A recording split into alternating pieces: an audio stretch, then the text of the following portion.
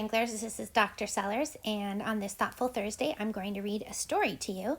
And since it's Food and Cooking Week, this story is about food and cooking. This book is called Strega Nona, and it's an original tale written and illustrated by Tommy DePaula. I like Tommy DePaula's books. A quick funny story is that one time at a school when I was teaching, the dress-up day was to dress like your favorite storybook characters, so I dressed up as Strega Nona. This book is dedicated for Franny and Fuffy. In a town in Calabria, a long time ago, there lived an old lady everyone called Strega Nona, which meant Grandma Witch. Although all the people in town talked about her in whispers, they all went to see her if they had troubles. Even the priest and the sisters of the convent went because Strega Nona did have a magic touch. She could cure a headache with oil and water and a hairpin. She made special potions for the girls who wanted husbands, and she was very good at getting rid of warts. But Strega Nona was getting old, and she needed someone to help her keep her little house and garden, so she put up a sign in the town square. And Big Anthony, who didn't pay attention, went to see her. "Anthony," said Strega Nona, "you must sweep the house and wash the dishes. You must weed the garden and pick the vegetables. You must feed the goat and milk her, and you must fetch the water. For this, I will give you 3 coins and a place to sleep and food to eat." "Oh, grazie," said Big Anthony. "The one thing you must never do," said Strega Nona, "is touch the pasta pot. It is very valuable, and I don't let anyone touch it." "Oh, see, yes," said Big Anthony. And so the days went by. Big Anthony did his work, and Strega Nona met with the people who came to see her for headaches and husbands and warts. Big Anthony had a nice bed to sleep in next to the goat shed, and he had food to eat. One evening, when Big Anthony was milking the goat, he heard Strega Nona singing. Peeking in the window, he saw Strega Nona standing over the pasta pot. She sang, "Bubble, bubble, pasta pot, boil me some pasta nice and hot. I'm hungry and it's time to sup. Boil enough pasta to fill me up." And the pasta pot bubbled and boiled and was suddenly filled with steaming hot pasta. Then Strega Nona sang, "Enough, enough, pasta pot, I have my pasta nice and hot.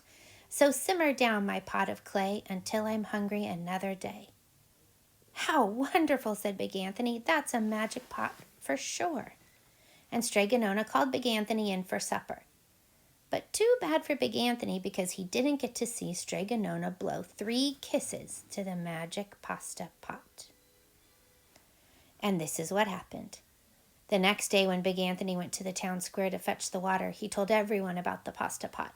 And naturally everyone laughed at him because it sounded too silly, a pot that cooked it all by itself. "You'd better go and confess to the priest, Big Anthony," they said. "Such a lie." And Big Anthony was angry, and that wasn't a very good thing to be. "I'll show them," he said to himself. "Someday I will get the pasta pot and make it cook, and then they'll be sorry." That day came sooner than even Big Anthony would have thought, because 2 days later Strega Nona said to Big Anthony, "Anthony, I must go over the mountain to the next town to see my friend Strega Amelia. Sweep the house and weed the garden. Feed the goat and milk her. And for your lunch, there are some bread and cheese in the cupboard. And remember, don't touch the pasta pot." "Oh, yes, yes," Strega Nona said Big Anthony, but inside he was thinking, "My chance has come." As soon as Strega Nona was out of sight, Big Anthony went inside, pulled the pasta pot off the shelf, and put it on the floor. "Now, let's see if I can remember the words," said Big Anthony. And Big Anthony sang, "Bubble, bubble, pasta pot, boil me some pasta nice and hot. I'm hungry and it's time to sup. Boil enough to fill me up." And sure enough, the pot bubbled and boiled and began to fill up with pasta. "Aha," said Big Anthony, and he ran to the town square, jumped on the fountain, and shouted, "Everyone, get forks and plates and platters and bowls. Pasta for all at Strega Nona's house. Big Anthony has made the magic pasta pot work." Of course, everyone laughed, but ran home to get forks and plates and platters and bowls, and sure enough, when they got to Strega Nona's house, the pasta pot was so full it was beginning to overflow. Big Anthony was a hero. He scooped out pasta and filled the plates and platters and bowls. There was more than enough for all the townspeople, including the priest and the sisters from the convent. And some people came back for 2 and 3 helpings, but the pot was never empty. When all had had their fill, Big Anthony sang, "Enough, enough, my pasta pot. I have my pasta nice and hot. So simmer down, my pot of clay, until I'm hungry another day." But alas, he did not.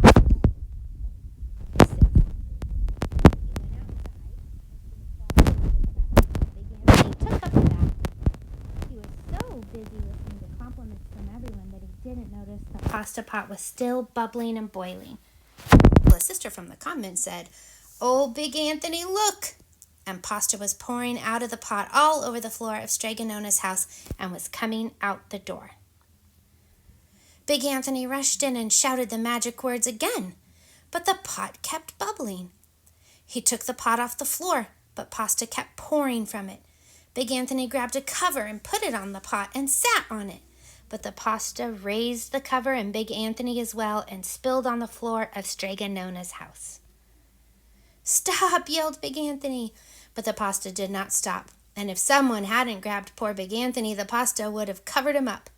The pasta had all but filled the little house. Out of the windows and through the doors came the pasta, and the pot kept right on bubbling. The townspeople began to worry. "Do something, Big Anthony," they shouted.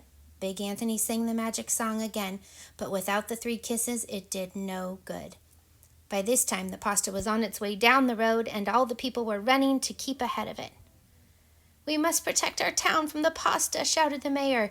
"Get mattresses, tables, doors, anything to make a barricade." But even that didn't work. The pot kept bubbling, and the pasta kept coming. "We are lost," said the people, and the priest and the sisters of the convent began praying. "The pasta will cover our town," they cried. And it certainly would have, had Strega Nona not come down the road home from her visit. She didn't have to look twice to know what had happened. She sang the magic song and blew the 3 kisses, and with a sputter, the pot stopped boiling and the pasta came to a halt. "Oh, grazia, thank you, Strega Nona," the people cried. But then they turned on poor Big Anthony. "String him up," the men of the town shouted. "Now wait," said Strega Nona. "The punishment must fit the crime." And she took a fork from a lady standing nearby and held it out to Big Anthony. "All right, Anthony, you wanted pasta from my magic pasta pot," Strega Nona said, "and I want to sleep in my little bed tonight. So start eating." And he did. Poor Big Anthony. And that's the end. In today's newsletter, I'm going to have some more story times with me, Dr. Sellers, so make sure that you check out which days next week I'll be reading to different grade levels. Happy trails, Wrangler!